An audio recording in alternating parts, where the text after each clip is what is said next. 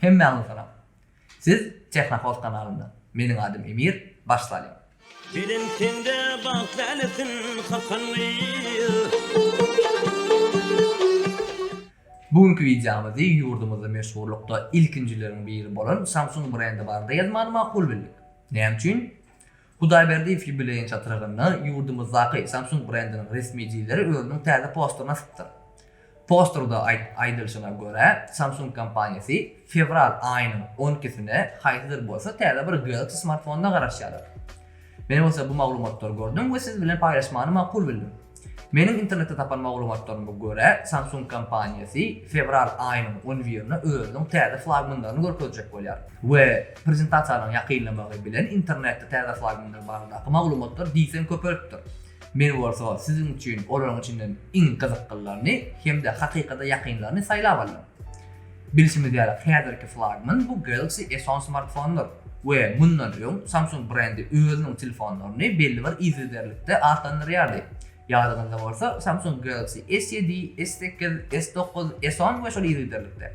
Ýöne bu ýyl brendiň içinde bir datara ütkapdyr.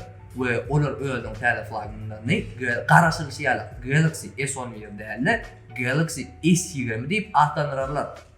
Elbetde bu maglumatlar Samsung tarapyndan hiç ýyl resmi ýazyda tasdiklanan.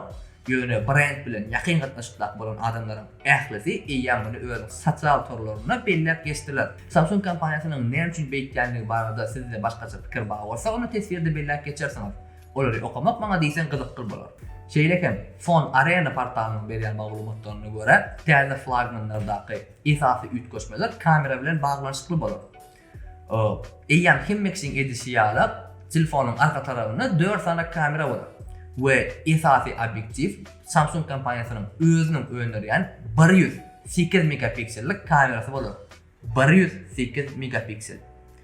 Oňdaşyndan 48 megapiksellik telefoto obyektiv we ýene 2 sana kamera bolar. Gynansak da soňky ikisi barada hiç ýyl maglumatlar ýok. Ýöne telefonyň esas ratinligi bu suraty 10 esse goýulmak üçin niýetlenen optik zoom we şoňsyny esaslanan 100 esselik hibrid zoomdur. 100 esselik hibrid zoom. Gözüňize gelýärmi? Eger de bu funksiýa dogry hemde durust işläp bilse, onda smartfon howasçylar üçin niýetlenen teleskoplar bilen gurrunsyz bäherleşip biler. Gözüňize getirin, telefonuňyzy çykardyňyz giýje, goýulatdyňyz hemde asmany suratda düşürdiňiz. Eger de bulut bolmasa siz ähli ýyldızlary görüp bilersiňiz. Bu funksiýanyň nähile işlejekdigini görmek diýsen gyzykly bolar. Eger de kanalymyzy ýazylmak bilen şeýlekem like'lar bilen gollasaňyz, onda biz telefon resmi satylyp başlandan soňra ýurdumyzda onu alyp absorb hem edip bilerdik. Elbetde resmi diýler onu bize berse. Ýene bir bellemeli zat, Samsung kompaniýasy bu prezentasiýada has bir oňatdyrmak we ulanjylara güni täze 4 san smartfon görkezýär diýip XDA Developers portalynyň awtory Max Weinbach hem belläp geçer. Max'ın aýtmyşyna görä Samsung brendi bu prezentasiýada Samsung Galaxy S20, Samsung Galaxy S20 Plus, S20y, şeýlekem Galaxy S20 Ultra adly smartfonlary görkezýär. Ýöne bu bir diňe Max'ın aýdan sözleri.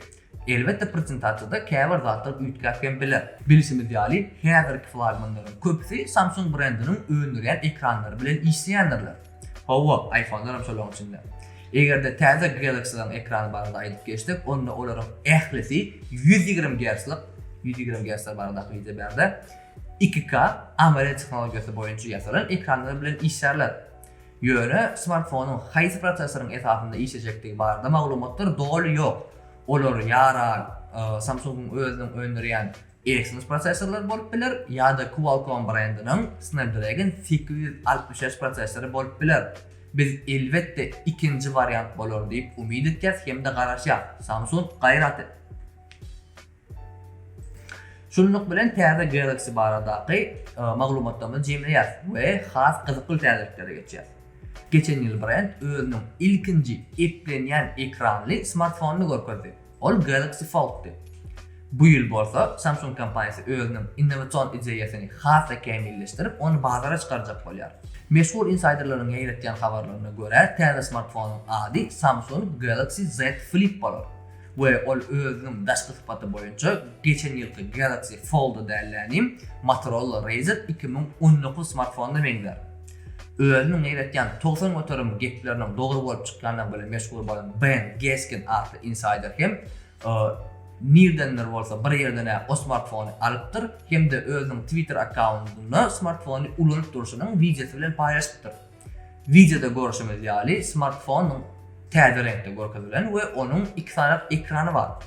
Birinji ol uly 6.17 düýmlik AMOLED ekran we ol telefonyň içki ýüzünde ýerleşýär. Şeýle hem ikinji ekran ol smartfonyň daşynda bar ýok 1 düýmlik gelen hatlary ýa-da sağa görmek üçin ýetlenen ekranlar. Smartfonyň uly ekranyny aýna gorar diýip garaşylýar. Ýadyňyzda bolsa Galaxy Fold'un ekranyny plastik goraýardy we bu gatyr gowuşadyk däl. Çünki plastik çalk çizilýär hem de çalk zaýlanýar. Aýna bilen munyal problemler bolmaly däl. Barmak izi goýucu skaner telefonyň sağ gapdalyna ýerleşdirilir we telefonyň ekranynyň açyk ýagdaýynda onun galynlygy bar ýogy 6.19 mm bolar. Özüň ören inçiligine garamadan smartfonyň içinde 3300 mAh batareýa oturdular we ol çalk hem de simsiz zaryadkalar bilen işläp biler. Men pikirimçe iplenýän ekranly smartfonlar bu telefon bazarynyň gelejegi mükemmel gerekýän. Kim bilýär, belki 3 ýa-da 4 ýyldan bu tehnologiýa hassa kämilleşer, onuň bahasy hassa arzanlar we şoň netijesinde olar ulanjylaryň arasynda ol istegem nasip bolarlar. Eger de siz bu barada başgaça pikir etken bolsaňyz, onu tesbirde öz jogaplaryňyz bilen paýaşyp bilersiňiz. Biz bolsa şundaklar bugünkü videomyzda jemleýäs we YouTube kanalymyzdan başga Instagram sahypamyzyň badygyny hem size ýatlatýan. On hem sylkasyny videomyzyň aşagynda goýaryn, onu hem izlap bilersiňiz. Indiki videomyzda görüşýänçek, hoş sag bolun.